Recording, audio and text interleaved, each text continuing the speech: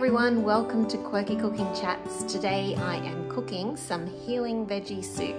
As you can see, it's very wet and miserable here today and a bit cool, and it's a good day for soup. So this recipe can be either a chicken and vegetable soup or just a vegetable soup, but I always base mine on a good, healing, nourishing chicken stock. You can use vegetable stock if you prefer.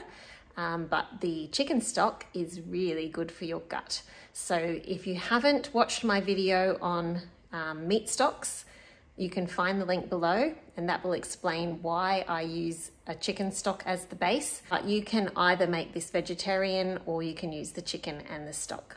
So join me in my kitchen. I'm gonna hang out and cook soup this afternoon. I'm making this Healing Veggie Soup from Simple Healing Food. This is one of our favorite soups. It's so nourishing. It's got really important ingredients for boosting the immune system. But I want to show you how you can use up what you've got in your fridge and make a soup like this that has no dairy in it, but it's really creamy. Slight correction, it does have a bit of dairy if you use ghee.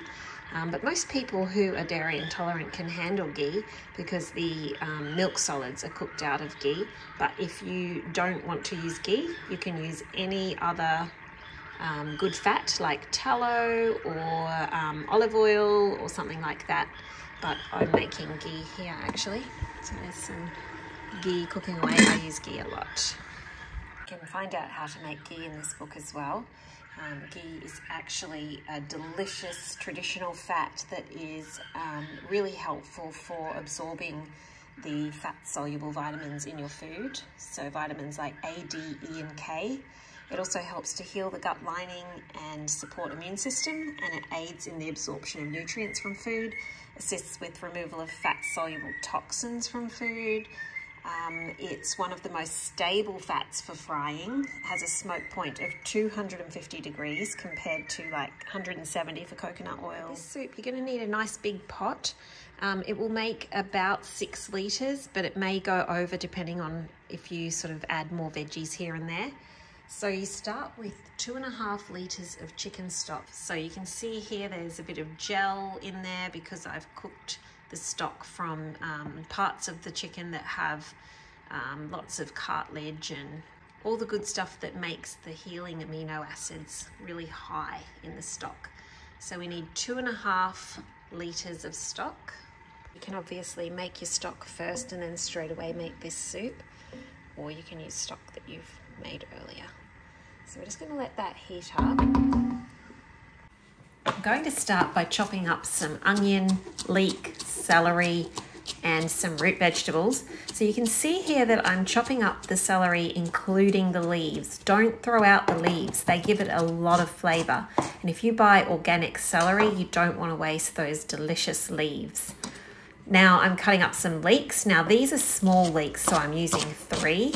If you have a large leek, you can just use 1. The recipe says to use the white part of the leek, but really you can use all of it if the leaves are not too dry and hard. It really depends on the leek, but these ones are quite young, so I'm using the whole leek. The recipe calls for carrots, pumpkin, and swede or turnip for the root vegetables, but you can use whatever root vegetables you have and what suits your diet. In Simple Healing Food, the recipes are based on the GAPS protocol, so you don't use starchy root vegetables, and that's why I've used swede or turnip rather than potato. But in this one that I'm making today, I've just used what I have, which is potatoes and sweet potatoes and carrot. I didn't have any pumpkin, so just choose whatever root vegetables you prefer.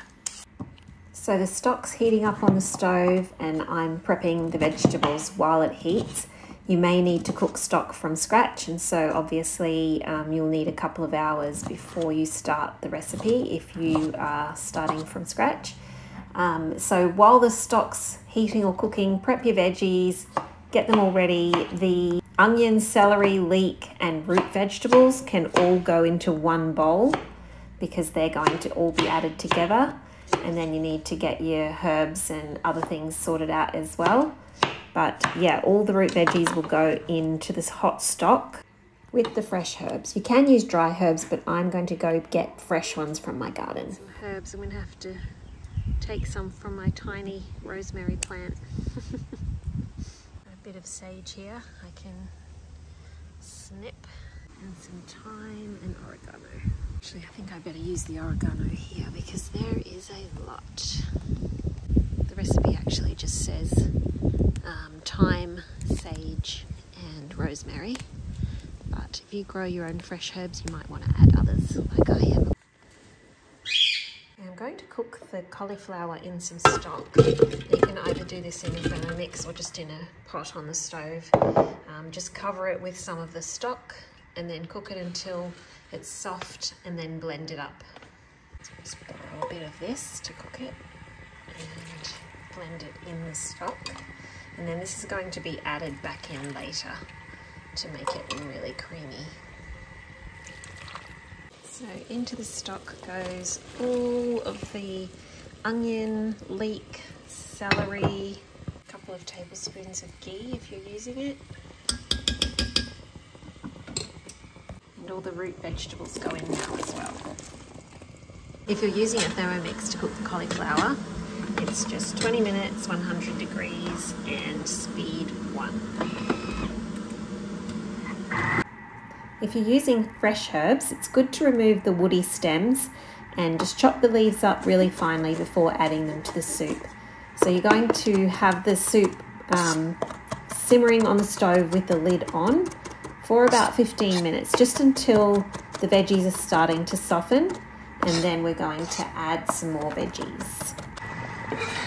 Herbs in as well.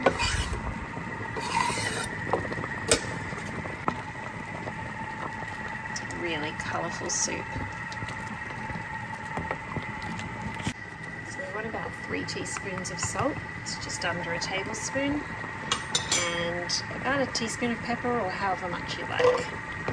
It also does depend how salty your chicken stock is, so it's best to go a little under salted, and then when it's cooked you can adjust if needed.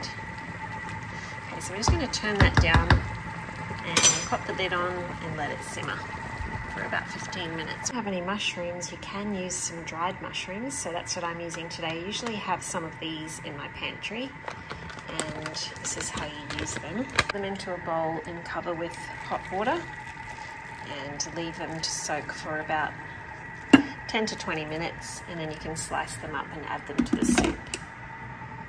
Now I'm chopping up the softer vegetables that will go in towards the end of the cooking time. So I've got some leafy greens. Any leafy greens will do. You can use kale, bok choy, spinach, gailan, sorrel, whatever you have in your garden or in your veggie box or your fridge. Then if you have some yellow button squash, that makes a really nice addition to the soup, but I couldn't get any at this time of year, and so I'm using zucchini. You can just cut the zucchini in quarters lengthwise and then into thick slices, and that works well. Then cut off the ends of the broccoli and just shave off any of the really tough parts of the stalk, and then cut it up into florets. Cut any of the stalk pieces into small pieces and then add that to the bowl as well. Okay, the cauliflower's cooked. I would like to add some egg yolks, but I've run out of eggs, so I'm just going to add some gelatin for the extra amino acids, and it also thickens the soup. Just blend that up for about a minute.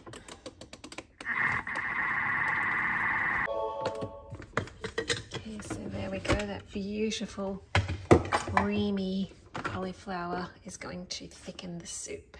The garlic, the ginger and the turmeric are added right at the end, and this may look a little weird. This is frozen turmeric. It's turmeric from my garden that I've peeled and blitzed and then frozen, and I just chop off pieces of that to use in my cooking. It's already grated, so it's really easy to just chop a piece off and add that to your cooking. Now, it may seem weird to add the garlic, ginger and turmeric right at the end, so that it's not really cooked, it's just stirred through and warmed at the end of the cooking time. But the reason I do this is so that it retains a lot of the goodness and the properties that are immune boosting in the ginger, garlic and turmeric.